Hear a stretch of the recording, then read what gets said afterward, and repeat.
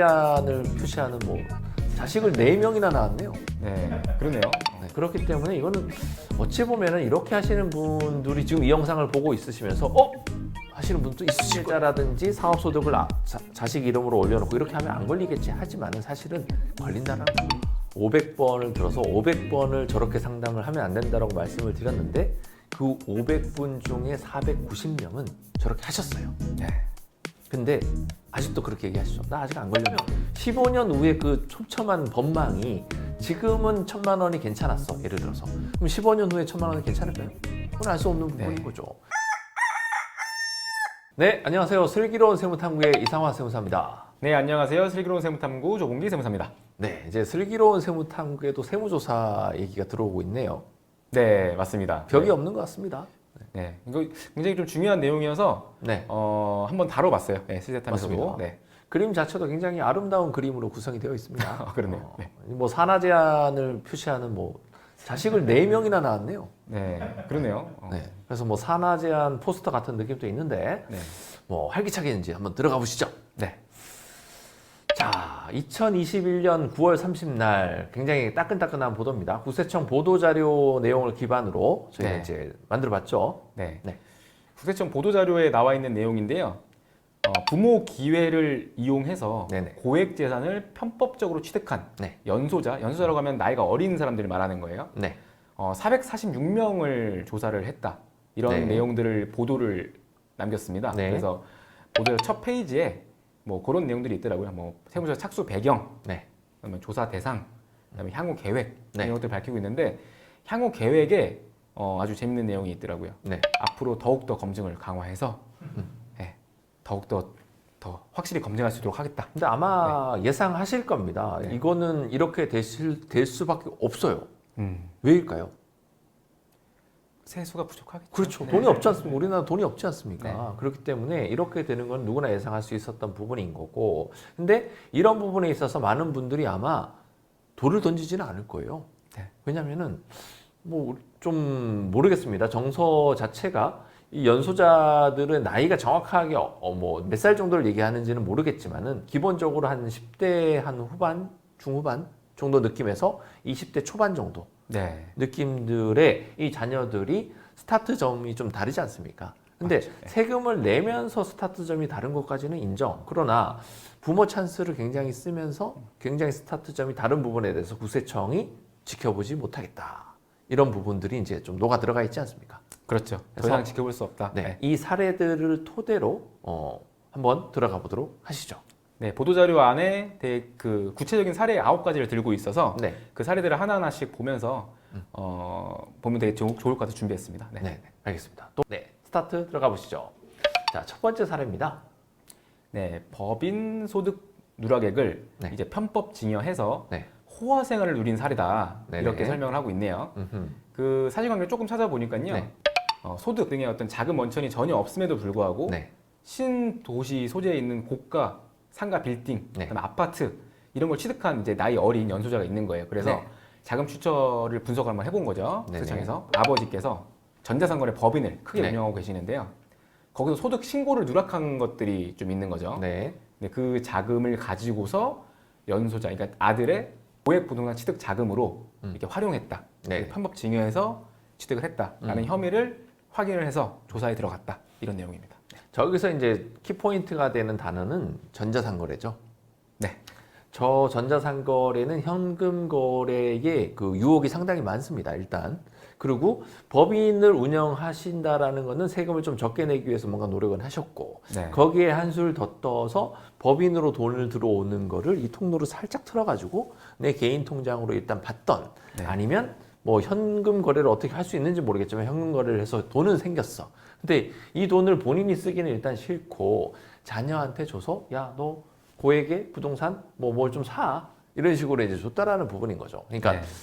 한 가지만 해도 부족한데 이 사람은 하나, 두 개 더블로 이제 했다라는 부분인 거죠. 네. 네. 그렇기 때문에 이거는 어찌 보면은 이렇게 하시는 분들이 지금 이 영상을 보고 있으시면서 하시는 분도 있으실 거예요. 네. 안 걸릴 줄 알았다라는 거죠.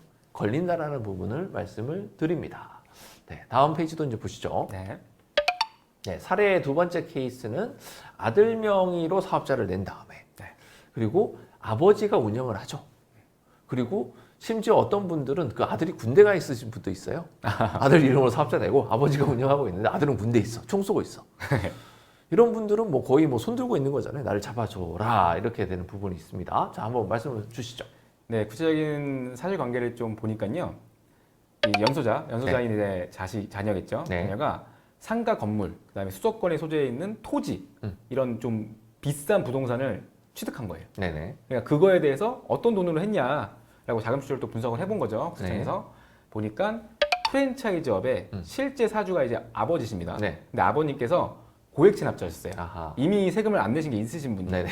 고액으로. 네. 그래서 체납 징수를 회피하기 위해서 그래서 자녀 명의로 이제 사업 등록을 하신 거죠. 그렇죠. 네. 그러고 나서 돈이 벌리겠죠, 사업소득이. 네네. 그런 거를 또 자녀가 그대로 활용을 하고 그거 다 뭐 부동산을 취득하고 네네. 이런 식으로 운영해 오셨던 겁니다. 네. 그 첫 번째 사례에서도 말씀을 드렸지만 어떤 분들은 저걸 보면서 와 저렇게까지 머리가 돌아갈 수 있을까라고 생각을 하시겠지만 네. 저는 이미 한 7년, 8년 전에 저렇게 하시는 분들을 많이 봤습니다. 그래서 저렇게 하면 걸린다라고 했는데 하더라고요. 걸렸네요, 이번에. 네. 근데 이제 이런 네. 거죠. 7년 정도 전이었기 때문에 그분은 이제 간당간당한 부분인데 무신고에 해당하는 부분이라든지 사기 기타 행위에 해당하게 되면은 제척기간이나 이런 부분들이 5년이 아니지 않습니까? 네. 뭐 7년 이렇게 10년 이렇게 확장이 되기 때문에 문제가 된다라는 거죠. 10년을 어떻게 세금을 안 내고 도망갈 수 있겠느냐라는 부분. 그래서 이런 부분이 국세청이 또 잡아낸 사례에 해당을 할 수가 있고 또 다음 페이지를 한번 사례를 한번 보시죠. 네. 세 번째 사례인데요. 네. 차명 계좌를 이용해서 사업소득을 누락하고 있으셨던 거죠. 네네. 그리고 그 소득을 가지고서 자녀 명의의 부동산을 취득해서 네. 이제 이번에 적발된 네. 사례라고 보시면 되는데요. 도소매법인을 운영하는 아버지께서 이제 물품 판매 대가 중에 일부를 이제 자기 자식 명의의 계좌로 차명 계좌죠. 그렇죠. 그 명의의 계좌로 돈을 받으신 거예요. 그렇게 해서 신고를 안 하셨었고 네. 또 이제 자녀 같은 경우에는 자기 명의의 계좌에 돈이 다 들어와 있는 거죠. 네네. 그 대금을 인출을 해서요. 인출해서 그거 갖다 이제 건물, 되게 고액의 상가 건물 같은 것들을 직접 짓기도 하고, 네. 그다음에 고가의 아파트를 취득하기도 하고 이런 식으로 부동산 취득 자금으로 이제 활용을 하게 된 겁니다. 네. 그게 걸린 거죠 이번에. 네. 뭐 누누이 말씀을 드립니다만은 그 보란 듯이 이제 대표님들이 이런 얘기를 하시죠. 저걸 어떻게 알겠느냐라는 거죠. 우리나라 국민이 5천만 명이 있는데 그걸 어떻게 다 보고 있지? 근데 저희는 굉장히 쉽게 판단이 되거든요. 부동산을 일단 안 사야 됩니다. 부동산을 샀다라는 거는 이 돈이 어디서 나왔는지에 대해서 국세청은 FIU를 통해서 반드시 보고 있다라는 부분인 거고 걸릴 확률이 굉장히 올라가요. 네. 근데 50대가 사면 그나마 괜찮은데 연소자가 사게 되면 그거의 확률에다 곱하기 한 2, 3을 또 하는 거죠. 그리고 때마침 이 연소자 자녀가 소득이 원래도 없는 사람이야. 그럼 거의 100% 아닙니까? 이 정도면? 뭐 가져가라는 거죠 사실. 네. 예. 세상에 100%의 확률은 없는데 이 정도를 하게 되면 100%의 확률입니다. 근데 이렇게 되는 케이스가 이렇게 보는 것 같아요. 부동산의 다른 부동산보다도 주택에 대한 부분에 있어서 어떤 머리 좋은 사람이 또 생각을 하겠죠. 세대 분리를 하고 자녀가 취득을 하게 되면 1세대 2주택이 아닌 거잖아요. 그렇죠. 그러니 아버지 명의로는 못 사겠고 자녀 명의로 사게 만드는 거죠. 그런데 자녀가 돈이 없으니까 돈을 주는 부분인 건데 저렇게 차명 계좌라든지 사업소득을 자식 이름으로 올려놓고 이렇게 하면 안 걸리겠지 하지만은 사실은 걸린다라는 부분인 거죠. 네. 네네. 또 다음 페이지를 한번 보시죠. 네 번째입니다. 네 번째 사례죠. 네. 이제 연소자인 자녀가 이제 의사셨나 봐요. 네. 병원 창업 자금 같은 것들을 이 자녀한테 편법 증여한 사례라고 네. 나와 있는데요. 사회 초년생인 이제 자녀입니다. 네. 대도시 중심권 상가를 취득하신 거예요. 네. 직접 그 연소자 명의로요. 네. 그다음에 그 상가 건물에다가 연소자 이름으로 된 병원을 개업하면서 그 부분에서 전체적인 자금 추적을 분석을 해보니까요. 아버지가 굉장한 고액 자산가셨어요. 네. 그래서 이 상가 건물에 대한 취득 자금, 네. 그다음에 병원을 세팅하는 데도 돈이 굉장히 많이 들어가잖아요. 그렇죠. 고가의 장비도 매입을 해야 되고 인테리어 같은 것도 해야 되고 그 자금 전체적인 부분들을 다 부친의 돈에서 나왔다는 게 이제 혐의가 나온 거죠. 그렇죠. 자, 여기서도 이게 직업병인지는 모르겠지만은 연소자라고 하지만은 병원을 차릴 수 있을 정도의 전문의의 자격을 취득을 했다라는 거는 적어도 30대 초반 아무리 빨리 의과대학을 졸업하고 뭐 어떻게 한다 하더라도 네. 결국엔 30대 초반에서 35 정도에 해당하는 나이에 해당할 텐데도 이 의사라는 부분 때문에 간과를 했겠죠. 의사는 돈을 많이 벌 거기 때문에 국세청에서 이 부분에 대해서 크게 문제 삼지 않을 거야 이렇게 막연하게 접근을 했는데 본다라는 부분인 거죠. 네. 명확하게 내 소득이 얼마다라고 국세청에 원천징수 영수증이 됐던 소득금액 증명원으로 찍어주지 않는 이상 국세청은 반드시 추적해서 밝혀낸다 이렇게 보시면 될 것 같습니다. 네. 저희한테는 굉장히 상식적인 일인데 일반 사람들한테는 아직도 이렇게 얘기합니다. 그게 걸려? 걸립니다. 이렇게 보시면 될 것 같습니다. 네. 다음 케이스도 보시죠. 네, 5번째 사례네요. 네. 아버님께서 네. 부동산을 이제 본인 명의 부동산을 무상으로 담보해주고 네. 또 채무도 대신 갚아주고 이런 부분들이 걸린 사례라고 보시면 돼요. 이 사례 같은 경우에는 이제 연소된 자녀죠. 자녀가 이제 금융기관에서 돈을 빌려야 되는데 사실 연소자가 따로 소득이 없기 때문에 네. 돈을 안 빌려주잖아요. 빌려주죠. 그래서 아버지 명의의 부동산을 담보로 제공하고 그 네. 사업자금을 대신 이제 빌려간 거죠. 네. 자녀가. 네. 근데 또 아버님께서 담보 제공한 다음에 대출이 대신 갚아주세요. 네. 그리고요, 그 담보로 제공한 부동산을 나중에 다른 제3자한테 양도하시면서 네. 돈을 받잖아요. 네. 그 매각 대금으로 이 차익금을 대신 갚아주십니다. 네. 그게 걸린 거죠. 저 얘기는 제가 한 500번 들었습니다. 아, 500번을 들어서 500번을 저렇게 상담을 하면 안 된다라고 말씀을 드렸는데 그 500분 중에 490명은 저렇게 하셨어요. 네. 근데 아직도 그렇게 얘기하시죠. 나 아직 안 걸렸는데. 네. 좀 금액이 좀 적으셨습니다. 네. 그럴 수 좀 있어요. 크게 하시게 되면은 저렇게 걸리게 되는 거고. 근데 그 크다라는 게 시대적 흐름에 따라서 달라진다라는 거예요. 예전에는 크다라는 기준이 상당히 큰 금액을 얘기를 했었는데 최근에 국세청의 그 망이 점점 좁혀져 오기 때문에 웬만한 금액도 찾아낸다라는 부분인 거죠. 이자를 대신 갚아주시는 부모님들이 상당히 많더라고요. 근데 그 이자를 갚아주는 부분에 있어서 이 자녀의 소득하고 비교했었을 때 이자를 갚을 능력이 없는 정도가 되면 그나마 나은데 아예 직업도 없는 자녀인데 갚아주시더라고요. 그거는 네. 거의 또 손 들고 있는 개념 아닙니까? 그렇죠. 한번 나를 잡아주셔라 라고 이제 손을 들고 있는 케이스와 똑같다. 그래서 그 세무사를 찾아오시는 분들이 예전하고 지금은 많이 달라진 것 같아요. 제가 라디오 방송에서도 한번 말씀을 드린 부분이 있는데 근로소득자는 세무사를 만날 기회가 상당히 없습니다. 사업소득자는 그래도 세무사를 만날 기회가 있기 때문에 이런 거를 계속적으로 물어보는 부분들이 있죠. 근데 앞으로는 근로소득을 가지고 있는 분이든 그 누구가 되었든지 간에 세무사는 옆에 한 명은 분명히 두고 있어야 될 것 같아요. 근데 세무사들도 하는 업무가 다 틀립니다. 네. 그래서 어떤 업무의 기장에 대한 부분을 많이 하시는 분들은 사실 이런 부분에 대한 답변은 조금 어려울 수도 있다. 이렇게 되는 부분들. 그래서 전문화적인 세무사를 각 부분에 대해서 잘 알고 있는 부분들도 생활의 지혜가 될 수 있다. 이렇게 네. 볼 수 있겠습니다. 네, 다음 페이지도 보시죠. 6번째 사례입니다. 네. 명의신탁한 주식을요, 이제 양도를 가정해서 이제 연소된 자녀한테 편법 증여한 사례라고 네네. 나와 있네요. 네, 일단은 회사 사주인 아버지께서요, 네, 이제 법인 설립하시면서 이제 차명 주식을 좀 가지고 계셨던 거예요. 네네. 명의신탁 하신 거죠. 네. 형제나 지인 등에게. 근데 그거를 유성년자 이후에 외관상으로 연소된 자녀에게 양도한 것처럼 가장을 해서 네. 이제 주식을 넘겨주고 증여세를 신고하지 않은 네. 그런 사례입니다. 네. 그렇죠. 뭐 이거는 저희가 모래세무 주제에서도 상당히 많이 다뤘던 부분에 해당하고 네. 확장판에 해당하는 부분이기도 하는데 주식을 이동함에 있어서는 세금을 내야 되는 부분이잖아요. 네. 생각보다 많이 내죠. 그러니 그 세금이 너무 아까운 거예요. 왜냐하면 저 주식은 원래 그 아버지의 주식이 맞았던 거예요. 네. 그러니 형제 자녀한테 잠깐 맡겨놨는데 형제한테 맡겨놨는데 이거를 다시 찾아와야 되는데 본인이 가져오기에는 좀 별로고 내 자식한테 너가 줘라 라는 식으로 돈을 어떻게 줘서 자녀가 뭐 고모의 주식이든 삼촌의 주식이든 이제 사온다는 얘기가 되는 부분인 거죠. 그렇죠. 근데 소득이 확보가 안 된 자녀를 몇 바퀴를 돌려서 이 자녀한테 돈을 줬다 하든 아니면 마늘밭에서 돈을 꺼내서 자녀한테 줘서 그 돈으로 샀다고 하든 어찌됐든 반드시 걸린다라고 보시면 될 것 같습니다. 네. 네, 드릴 말씀은 많습니다. 시간 관계상 여기까지 하고요. 또 다음 페이지 한번 보시죠. 네, 7번째 사례네요. 네, 네, 투자 정보를 이용해서 미성년자인 자녀한테 네. 이제 펀드 출자금 같은 것들을 증여하고 실제로 증여세를 신고하지 않은 네네. 그런 사례인데요. 그러니까 아버지께서 저기 본인이 이제 다니시는 기업에서 이제 부동산 사모펀드에 투자한다는 내부 정보를 입수하신 거예요. 그렇죠. 그래서 자기 자녀 본인이 굳이 그 돈을 가져간다기보다는 자녀 명의로 재산을 만들어주고 싶으셨던 거죠. 그래서 자녀 명의로 사업부도 출자금을 대신 넣어준 거죠. 그렇죠. 그래서 돈을 많이 버셨겠죠. 네. 근데 애초에 처음 넣어준 출자금 자체도 증여로세로 신고하지 않고 네네. 예, 그렇게 지나갔다가 걸린 사례입니다. 네.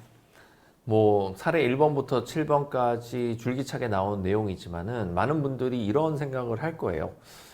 뭐 예를 들어서 500만 원을 저렇게 했어요. 예를 들어서 네. 세무조사 나올까요? 안 나오죠. 네. 안 나오죠. 안 나온다고 저희가 자신 있게 얘기 드릴 수 있습니다. 네. 유튜브라서 얘기 드릴 수도 있기도 하지만은 사실 그 정도까지 잡아내면서까지 행정을 낭비할 필요는 없어요. 그러면 어떤 사람은 이렇게 묻겠죠. 그럼 1,000만 원은요? 그렇게 묻잖아요. 그럼 5천만 원은요? 이렇게 되는 부분이잖아요. 근데 확실한 거는 그 금액이 계속 올라가면 올라갈수록 위험도에 굉장히 가까워진다는 부분인 거고, 세금이라는 거는 지금 순간 넘어가면 끝나는 게 아니잖아요. 증여세도 최소한 10년 아니면 15년 과세할 수 있는 부분이지 않습니까? 네. 그러면 15년 후에 그 촘촘한 법망이 지금은 1,000만 원이 괜찮았어. 예를 들어서. 그럼 15년 후에 1,000만 원이 괜찮을까요? 그건 알 수 없는 부분인 네. 거죠. 그렇기 때문에 어떤 부분에 대해서 이렇게 막 타이트하게 막 접근하시는 분들은 저희가 어떻게 말씀을 드려야 될지가 좀 시간 관계상 굉장히 애매한 부분이긴 하지만 확실한 거는 굉장히 촘촘하게 국세행정이 바뀌고 있다. 이렇게 이해하시면 될 것 같고, 마지막 주제 2개 남았네요. 또 네. 다 보시죠. 네, 8번째. 네. 많이 저희들이 이제 뭐 모리사무 이런 데서 좀 다뤘던 주제일 것 같긴 한데 네. 저가 유상증자를 실시하면서요. 네. 본인이 이제 아버님께서 인수 포기하시는 거죠. 그러면서 자녀인 이제 주주에게 재회정하면서 증여를 일으킨 사례인데요. 네. 이제 사주인 이제 아버지께서 이제 연소자 자녀 1인하고 같이 합쳐가지고 제 지분 100%를 가지고 있는 법인이었던 거예요. 네. 그러면서 저가로 이제 유상증자를 실시하는데 네. 본인이 원래는 더 많은 주변을 가지고 있어서 원래는 훨씬 더 많은 이제 증자에 참여를 해야 되는데 네. 본인 걸 다 포기하시는 거죠. 네. 그래서 자녀가 대신 인수하게 하는 거예요. 네. 그래서 그렇게 해서 저가로 발행한 그 이익을 전부 다 이제 편법적으로 분열을 한 네. 부분에 대해서 혐의가 인정이 된 사례입니다. 저런 거는 누구 머리에 나왔는지 저는 알 것 같습니다. 네. 세무사의 머리에선 절대로 저런 얘기가 나올 수가 없어요. 그렇죠. 왜냐면은 저희는 저런 생각을 누구보다 잘 할 수 있습니다. 그러나 저런 거를 하게 되면 잡힌다라는 것도 누구보다 알 수 있는 거고. 근데 확실한 거는 나중에 잡히죠. 네. 그렇기 때문에 누군가는 그걸 이용한다라는 거죠. 지금 내가 얘기해 놓고 한 2, 3년 후에 4년 후에 걸릴 건데 나는 4년 후에 저 사람하고 연락 안 되면 되는 거잖아요.